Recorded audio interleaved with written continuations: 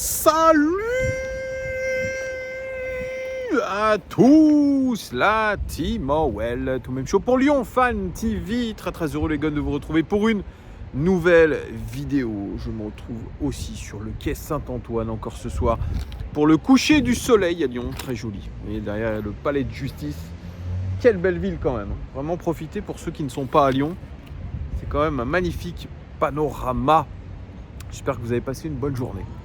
Moi, j'ai passé plutôt une bonne journée. J'ai même été chez le coiffeur et je lui ai demandé de me faire la coupe de Ryan Cherki.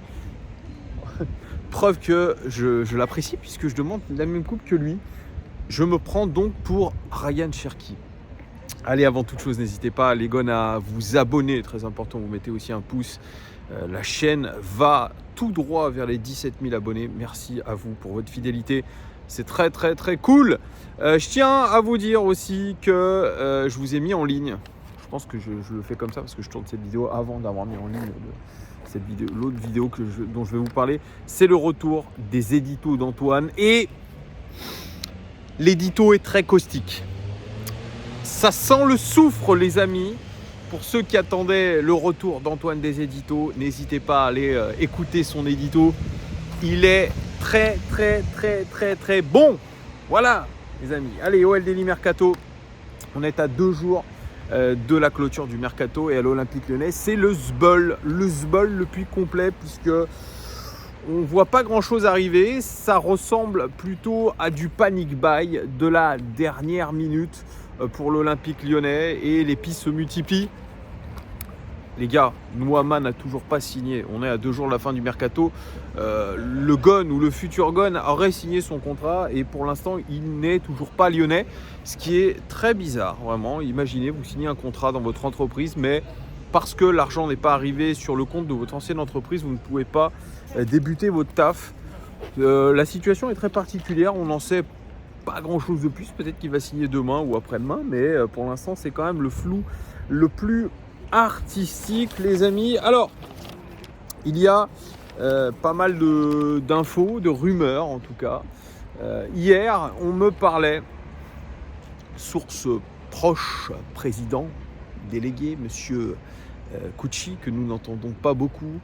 On me disait que la piste menant au numéro 6, ça ne sera pas Rodriguez, je vous en ai parlé hier, mais on réactive très lourdement la piste menant à Rade Krunic, le milieu bosnien du Milan AC. Lui est d'accord pour venir. C'est un petit peu plus compliqué avec Milan puisque Pioli le retient, mais en tout cas c'est la piste la plus crédible aujourd'hui pour l'arrivée d'un numéro 6, ce serait Rade Krunic. En tout cas, ils vont tout faire pour. Sinon, il y a encore une autre alternative et celle-là, elle vient de Russie puisque c'est un site russe qui annonce que l'Olympique Lyonnais aurait fait une offre pour un milieu de terrain numéro 6 russe international U21 Alexander Chernikov, j'espère que je le dis bien, Chernikov, qui évolue du côté de Krasnodar, international russe espoir. Il a 23 ans, il fait 1m84.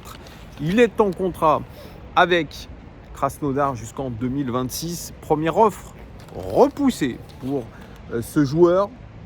Alors, il a une grosse qualité de récupération. C'est un joueur très tonique, très physique. Il est très bon sous pression. Et il a une énorme frappe de balle.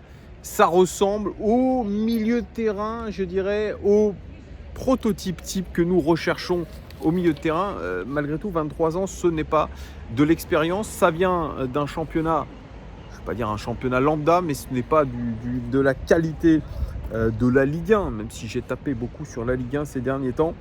Il a joué 49 matchs avec Krasnodar, mais ce serait une option, en tout cas,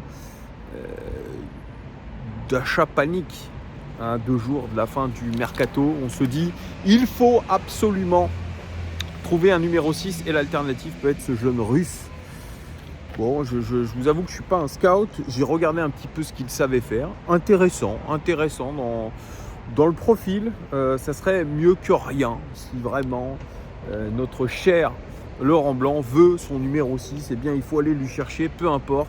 Eh bien, ça sera peut-être Alexander Chernikov. Vous me direz ce que vous en pensez dans les commentaires. Rumeur aussi du jour très insistante. Tagliafico, qui avait été Un temps lié à l'Arabie Saoudite, ça ne s'est pas fait. Un temps un retour à l'Ajax, ça ne s'est pas fait non plus. Eh bien, il serait encore sur le départ puisque Manchester United le ciblerait et la piste serait très sérieuse.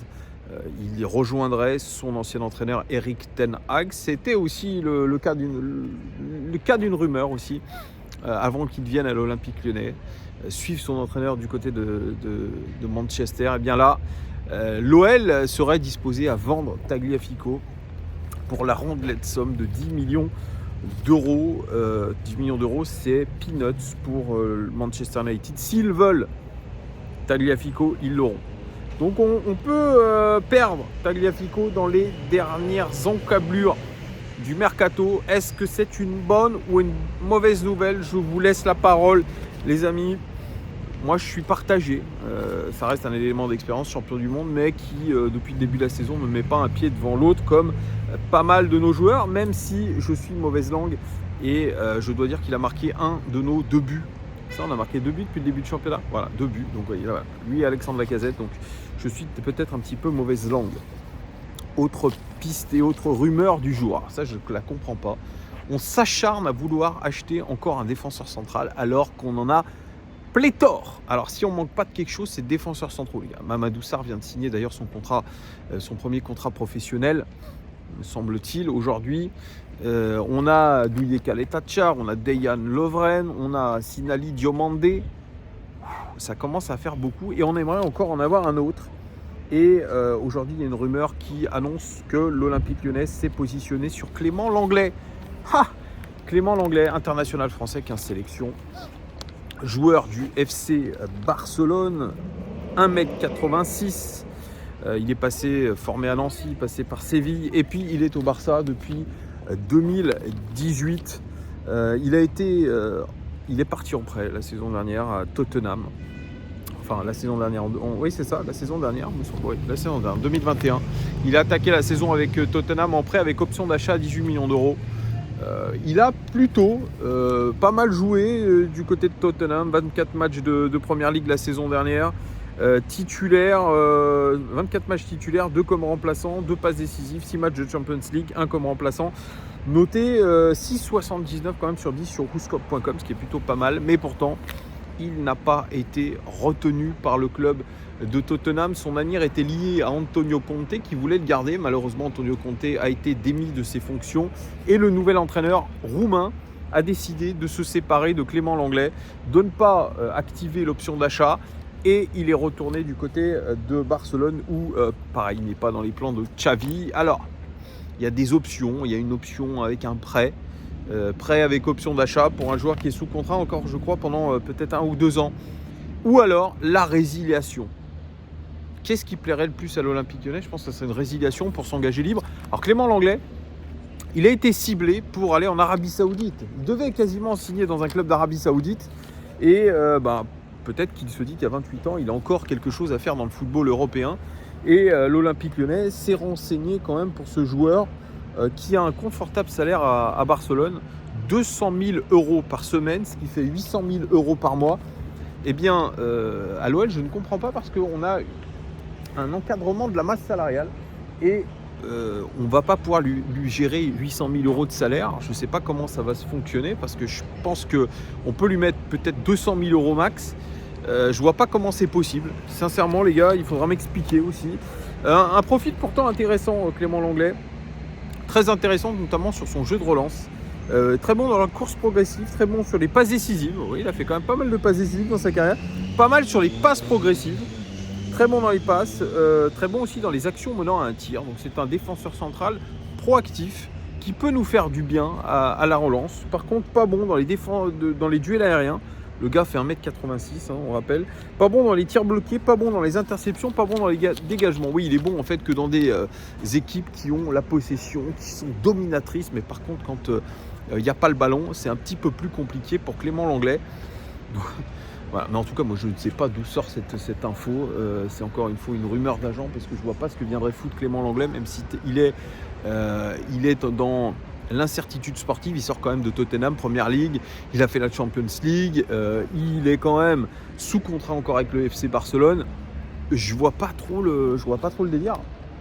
C'est vrai qu'il est en perte de vitesse depuis quelques années. On rappelle aussi qu'en équipe de France, ça s'est mal passé et donc il n'y est plus retourné aussi. Que veut faire Clément Lenglet? Quel est son projet? Est-ce qu'il veut aller gagner de l'oseille en Arabie Saoudite? Est-ce qu'il veut se relancer en Europe? Est-ce qu'il cherche un club qui joue l'Europe? On n'en sait rien. En tout cas, l'OL s'est renseigné. C'est très drôle quand même. L'OL se renseigne sur pas mal de pistes. Je suis assez dubitatif, les mecs, sur toutes les pistes qu'on a évoquées. Vous me direz en commentaire ce que vous pensez de tout ça. On va suivre les dernières actus mercato. Ne vous inquiétez pas, les amis. Je vous fais des vidéos régulières. Merci en tout cas de votre fidélité. N'hésitez pas à commenter et je vous dis probablement à demain. Ciao!